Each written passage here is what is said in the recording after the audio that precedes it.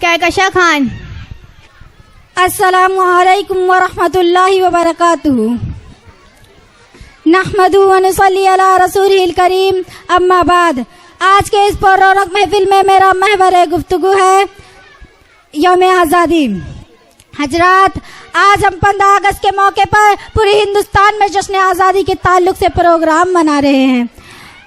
यौम आज़ादी के मौके पर पूरे हिंदुस्तान में जश्न आज़ादी के ताल्लुक से प्रोग्राम होती है और उनमें हिंदुस्तान की आज़ादी की तारीख बयान की जाती है। मगर अफसोस, आज हिंदुस्तान की आज़ादी की जो तारीख बयान की जाती है उनमें सच्चाई और इंसाफ का खून किया जाता है।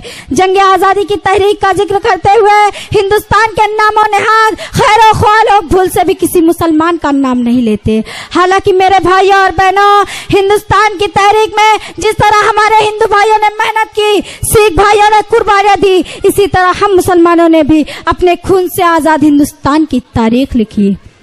मेरे भाइयों, हिंदुस्तान की तारीख उस वक्त तक मुकम्मल हो ही नहीं सकता जब तक उसमें अशफाकुल्लाह का नाम ना लिया जाए, जब तक मौलाना अबुल कलाम रहमतुल्लाह का तज़किरा ना किया जाए, जब तक मौलाना मोहम्मद अली जोहरा रहमतुल्लाह का खिराज अकीदत ना पेश किया जाए, जब तक टीपू सुल्तान जैसे जवान मुजाहिद का तज़किरा ना हो। यह इंतहाई अफसोस का मकाम है कि एक तरफ फिरका परस्त ताकतें और दूसरी तरफ हिंदुस्तान की तारीख से मुसलमानों के खून को मिटाने की नापाक कोशिशें कर रहे हैं, तो वहीं दूसरी तरफ आज के मुसलमान नौजवान को अपने इस्लाम की तारीख और जंग आज़ादी में उनके किरदार का कुछ भी इल्म नहीं है।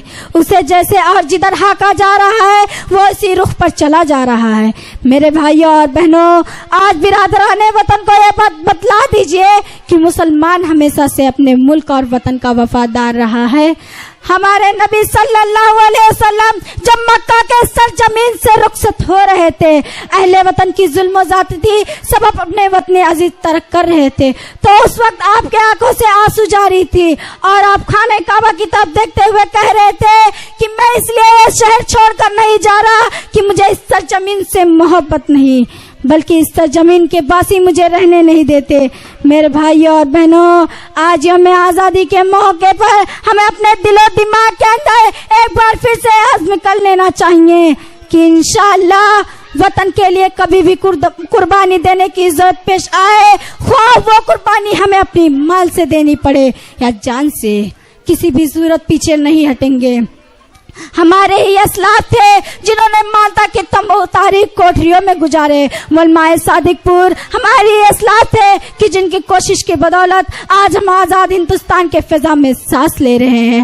और साथ ही साथ हम अपने दोस्त नुमा दुश्मन से यह भी कहना चाहेंगे कि हिंदुस्तान की तारीख से मुसलमानों का नाम मिटा देना इतना आसान नहीं है। हर दौर और हर सदे में जब जब हिंदुस्तान का जिक्र होगा, उसकी आजादी का जिक्र होगा, जानो माल की कुर्बानी का जिक्र होगा, काले पानी का जिक्र होगा, खुद ब खुद खून मुसलमान चमकता हुआ नजर आएगा।